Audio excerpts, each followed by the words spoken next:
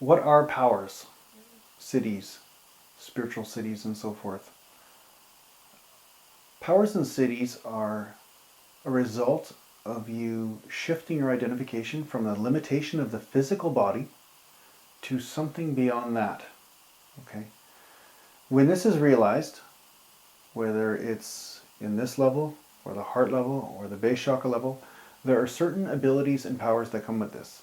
Now, there are many books that talk about powers and abilities. I mean, this is in North American culture. I mean, I know there's this guy, Caleb Nation. There's a big craze on YouTube, and he has one book out right now that talks about the sight, where his main character can just look at somebody into their eyes and know exactly what their motives are and what they are like, what they're capable of, and so forth. So it's funny, this isn't a fiction book, but the truth is this becomes a reality. Once you've dissolved your own pain and suffering, you become like a bloodhound to see it in other people. It is or smell it. I guess see it would be the wrong thing with bloodhound.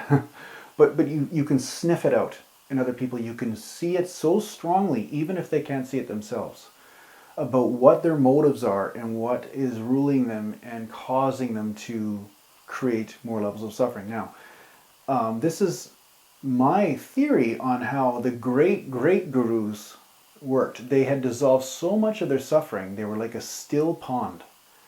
And when someone came into their pond with a lot of splashing and everything, they just became totally aware of those splashes. They became aware of the ruckus and the commotion, and they could see the root cause of it. And then bring your awareness there. They would use their awareness and almost piggyback your awareness to see, okay, do you see your motive behind this? Do you see how you're seeing life in a dysfunctional way, a way that doesn't allow you to be free of suffering? That would be a dysfunctional way. I mean, I'm sure you've met a lot of people in your time, and some of them are really open. They're like, life isn't working out the way I thought. I'm feeling sadness, depression, anxiety, anger, whatever it might be. And there are some special people that are saying, okay, maybe there's another way. If you're one of these people, you're a special person, because I was not like this. The way I was, I'm angry, I'm mad, I'm depressed, and damn it, I want to be right about this, because if everybody else isn't depressed, then I want to make them depressed so that they match me. I don't know what kind of grace or good karma or whatever came my way for me to dissolve this sort of trap that I was in, but this trap is what many people are stuck in. They are married to the idea of being right. Now, how does this relate to powers and cities and those types of things? Well, the way you see the world right now has limitations. You have certain limitations in your experience of life right now. And if you wish to overcome those limitations, you need to become something totally different. Which means you need to become something that is beyond your opinions, beyond your beliefs. You need to dissolve all of that and say, whatever it is I am, I am. And then the side effect of that will be a new experience of life, and there will be new tools or experiences or abilities that come with that. This is how it works. Very few people seem to realize this. I have had the lucky blessing, the blessing that has come into my life to be able to study under ARATHI and learn this firsthand.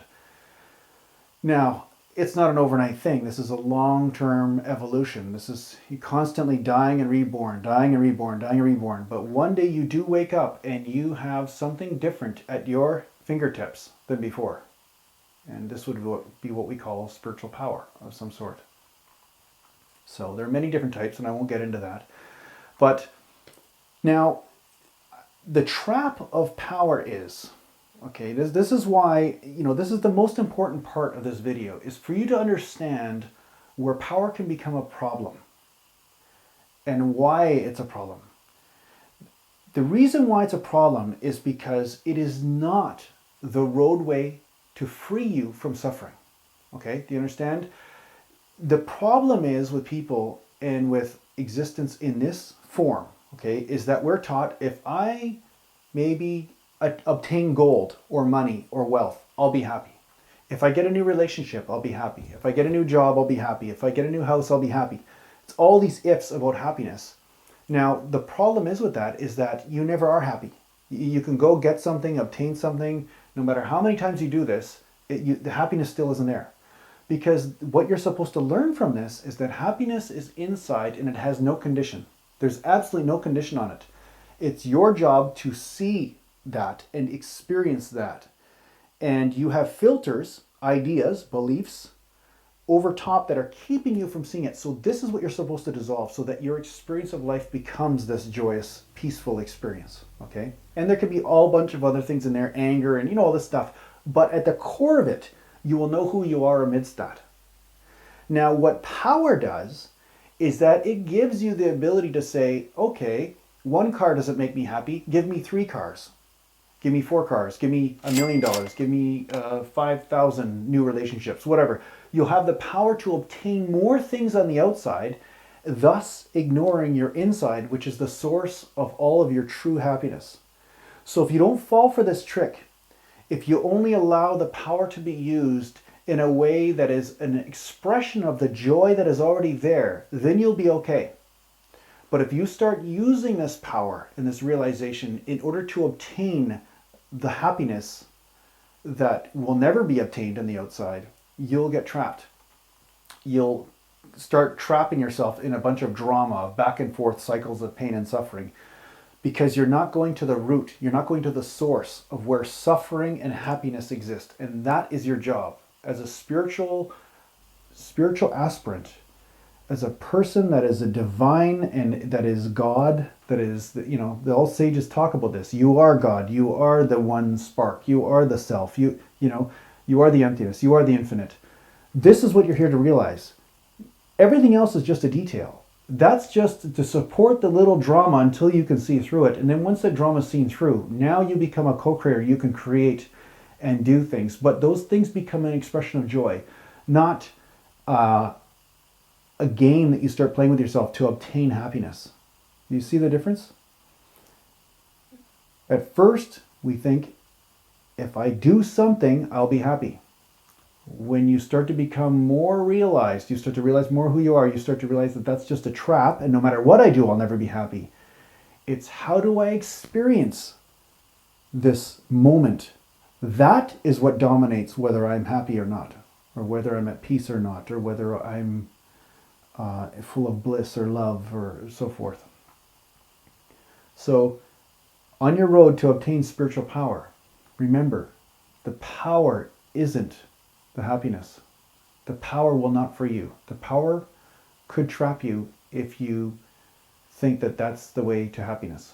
Okay, so this is not a fear-mongering thing. Use power, whatever. I mean, wiggling your fingertips. That's power. This is power, actually. I'm using spiritual power to do this. Nothing wrong with it.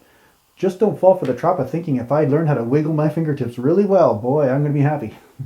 You see it? Just like that. So I hope this helps you understand why some spiritual teachers or gurus say Siddhis are bad. It's not because the Siddhis are bad. It's just don't fall for the trap. That's all. Okay? Thanks for listening.